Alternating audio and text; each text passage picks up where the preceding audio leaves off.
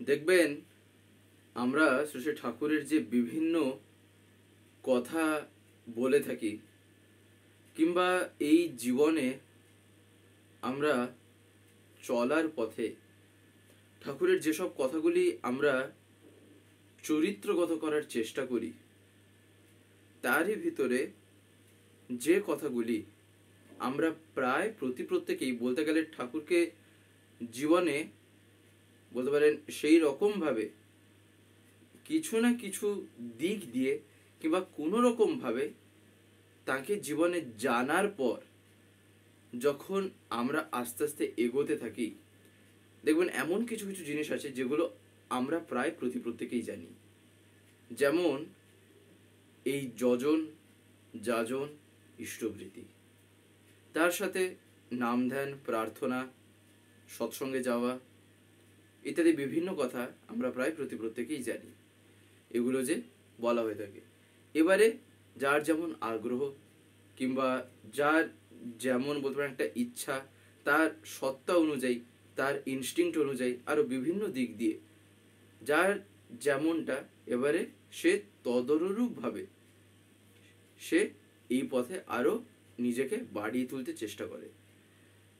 তাই এই যে বলতে পারেন এই করার ভিতর দিয়ে আমরা কিছু কিছু জিনিস জানতে পারি, তা এই আলোচনার ভিতর দিয়ে হোক কিংবা ঠাকুরের বিভিন্ন বইপত্র পড়ার ভিতর দিয়েই হোক না কেন, তাই না?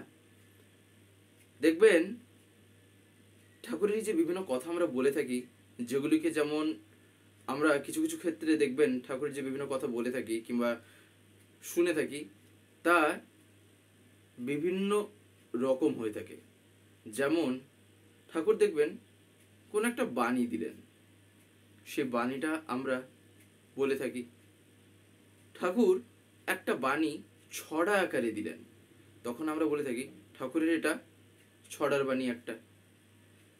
কিছু কিছু ক্ষেত্রে কথোপকথন যখন হয়, তখন ঠাকুর স্বাভাবিকভাবে যেমন মানুষ কথা বলে থাকে, ঠাকুর যেমন কথা বলছেন, আমরা তখনও বলে থাকি যে এটা ঠাকুরের কথা, তাই না?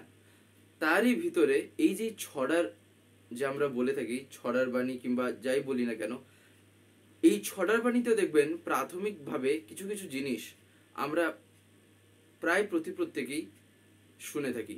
যেমন দেখবেন একটা কথা আমরা শুনেছি না, যে যজন যাজন ইষ্টভৃতি করলে কাটে মহাভীতি, এটা যেমন একটা শোনা আছে। আর আমরা কি জানি, আর যেমন আমরা একটা জানি, বিশেষ করে দেখবেন এটা এই প্রার্থনা নিয়ে বলা হয়ে থাকে। এবারে এই বাণীটার অর্থ জানা দরকার, আর প্রার্থনা মানে কি সেটা জানা দরকার। সেটা কি না, সেটা হচ্ছিল এই যে সন্ধ্যাবেলা কিংবা বলতে পারেন যেথায় থাকিস হোস না বেহুশ, করতে সন্ধ্যা প্রার্থনা, হবি তাতে কর্ম নিপুণ, শক্তি পাবি বর্ধনা। এই যে সন্ধ্যা প্রার্থনা, এই যে সন্ধ্যা কথার অর্থ কি আর প্রার্থনা কথার অর্থ কি, তার আগে যে একটু আগে যে আমি বললাম সন্ধ্যাবেলা, এই সন্ধ্যাবেলা মানে কি, এই যে সন্ধ্যা প্রার্থনা, দেখবেন ঠাকুর একদিন বলছেন এই সন্ধ্যা কথার ভিতরে আছে সন্ধি। তাই আমাদের দিনের যে বিভিন্ন সন্ধিক্ষণ যেগুলো হয়, তার ভিতরে থেকে একটা সন্ধ্যাবেলা পড়ে, তাই আমরা সেই মুহূর্তে দেখবেন প্রার্থনাও করে থাকি। তো এরকম আরো বিভিন্ন সন্ধি হয়, তাই না? যাই হোক, তো এটা যেমন একটা বাণী, তো এইরকম বিভিন্ন বাণী আছে, তাই না? যেগুলো আমরা সচরাচর প্রথম প্রথম দেখবেন যখন ঠাকুরের দীক্ষা কেউ নেয়, সে তখন এগুলি জানতে থাকে।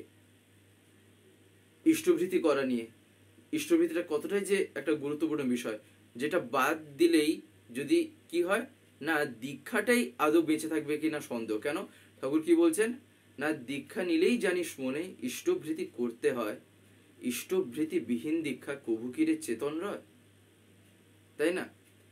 তাই এই যে বাণী, আজকে এই যজন যাজন ইষ্টভৃতি করলে কাটে মহাভীতি, এই বিষয়ে আজকে আমরা কিছু শুনব। কেন জানেন? তার কারণ এই যজন যাজন ইষ্টভৃতি করলে কাটে মহাভীতি একটা এমন একটা বাণী, যেটা আমরা প্রায়ই কথায় কথায় বলে থাকি, কিন্তু এর মানে আমরা আদৌ কিন্তু সেই রকমটা ভাবে বুঝতে নিজেরা চেষ্টা করি না যেমনটা ভাবে ঠাকুর বলেছেন। কিছু কিছু ক্ষেত্রে কিছু কিছু মানুষ হয়তো করে থাকতে পারেন, তবে অধিকাংশ ক্ষেত্রেই দেখবেন এটা ঘটে। তা কেন জানেন? তার কারণ আমরা নিজেরাই এখন জিজ্ঞাসা করি। এই যে কথাটা আমি বলতে যাচ্ছি তা হচ্ছে হলো, যজন যাজন ইষ্টভৃতি করলে কাটে মহাভীতি। এ কথার মানেটা কি? এ কথার মানে দেখবেন আমরা সঙ্গে সঙ্গে হয়তো ভাববো তার মানে এই তিনটে জিনিস, অর্থাৎ এই যজন যাজন আর ইষ্টভৃতি, এই তিনটে জিনিস যে করলে কাটে মহাভীতি, তার মহাভীতি কেটে যায়। কিন্তু এই মহাভীতি মানেটা কি? এই তিনটে জিনিস করতে হবে বুঝলাম, কিন্তু করলে কি হয়? এই মহাভীতি। আর এটার জন্যই আমার এই তিনটে জিনিসও আমার করা হয়ে যাচ্ছে। যদিও এই তিনটে জিনিস ইষ্টকে ভালোবেসে করা লাগে, তার খুশির জন্য আমি করব, এই ভাবটা মানুষের একটা সময় যখন জাগে, এটা ভক্তির ভিতর দিয়ে বাস্তবে কিন্তু জেগে আসে। ভক্তির ভিতর দিয়ে এই ভাবটা উঠে আসবে। আর এই ভক্তি মানেই প্রেম যেখানে আছে, সে প্রেমের গল্প যেখানে গড়ে উঠছে, তাই না? যাই হোক, তাই এই যে ঠাকুর এখানে কথা বলেন করলে কাটে মহাভীতি, এই মহাভীতি কথার দেখবেন অনেকেই আমরা অর্থ করে নিই, তার মানে হচ্ছিল মৃত্যু ভয়। যেটা মহাভীতি মানে আমরা অনেক ক্ষেত্রে দেখবেন ভাবি মৃত্যু ভয়। শ্রী ঠাকুর একদিন নিজে তাই এই প্রসঙ্গে একটা জায়গায় বলছেন যে, একটা কথা ওই যে আছে, অর্থাৎ এই যজন যাজন ইষ্টভৃতি করলে কাটে মহাভীতি। ঠাকুর এই বিষয়, এই কথা ঠাকুর একদিন জ্যোতি আশ্রমে বসে তিনি বলছেন, তখন বিকালবেলা, তখন শ্রী ঠাকুর একদিন বলছেন ওই যে আছে যজন যাজন ইষ্টভৃতি করলে কাটে মহাভীতি, এই মহাভীতি মানে সকলে ধরে নেয় মৃত্যু ভয়। তাই জানেন তখন ঠাকুর কি বলছেন? তখন ঠাকুর দিয়ে বলছেন, তাই ওখানে বদলায়ে কওয়া লাগবে নে বহুত ভীতি। তারপরে ঠাকুর আবার বলে দিলেন কি না, যজন যাজন ইষ্টভৃতি করলে কাটে বহুত ভীতি। তখন ঠাকুরকে জিজ্ঞাসা করা হয়, ঠাকুর মহাভীতি মানে কি? তখন শ্রী ঠাকুর বলেন, মহাভীতি মানে বড় বড় ডেঞ্জার, অর্থাৎ বিপদ। যেমন ধরেন এই বোমা পড়াটা, ঠাকুর বলছেন এই বোমা পড়াটা এই সব যেমন। তখন ঠাকুরকে জিজ্ঞাসা করা হয়, ঠাকুর অ্যাক্সিডেন্ট গুলো কি এর মধ্যে পড়ে? অর্থাৎ এখানে অ্যাক্সিডেন্ট বলতে দৈব দুর্ঘটনা। তখন শ্রী ঠাকুর বলতে পারেন সম্মতিসূচক ভাবে তখন মাথা নাড়িয়েছিলেন, অর্থাৎ ঠাকুর এই কথায় তখন হ্যাঁ বলেছিলেন। হ্যাঁ বলেছিলেন মানে যেমন আমরা কথা বলার সময় দেখবেন আমরা মাথাটাকে এরকম করি না, মানে কোন একটা জিনিস কেউ আমায় জিজ্ঞাসা করছে যে এটা ঠিক কিংবা এটা কি এইরকম, তখন যদি হ্যাঁ আমরা বলতে চাই তখন আমরা এরকম ঘাটটা নাড়ি। ঠাকুরও ঠিক ওই রকমই মানে মাথা নেড়েছিলেন। তার মানেটা কি? তার মানে এই যে এই বাণীটা, এই যজন যাজন ইষ্টভৃতি করলে কাটে মহাভীতি, বাস্তবে এটা কিন্তু ঠাকুরেরই দেওয়া। কিন্তু যখন ঠাকুর এটা দেখলেন যে অনেকেই এই জিনিসটা মানে ধরে নিচ্ছে মহাভীতি মানে মৃত্যু ভয়, তখন ঠাকুর বলেছিলেন যে তাই ওখানে বদলায় কওয়া লাগবে না বহুত ভীতি, এই মহাভীতির জায়গায়। তার কারণ কি জানেন? এই যে বহুত ভীতি, বহুত ভীতি মানে কি? বহুত মানে আমরা সবাই জানি, এটা তার অজানা কিছু নেই। তাই ঠাকুর ব্যাপারটাকে আরো প্রাঞ্জল করে দিয়েছিলেন, আরো সহজ করে দিলেন। আমরা এই যে আলোচনাগুলো শুনছি বা দেখছি, একটা জিনিস লক্ষ্য রাখা দরকার, আমরা কি প্রত্যেকদিন এই ভিডিওগুলো পাই এই স্বস্তিতীর্থ থেকে বা চ্যানেল থেকে? দেখবেন আপনারা হয়তো অনেকে এমন আছেন যারা ইউটিউব খোলার পরে এরকম স্ক্রল করেন, দিলে আপনারা দেখতে পান।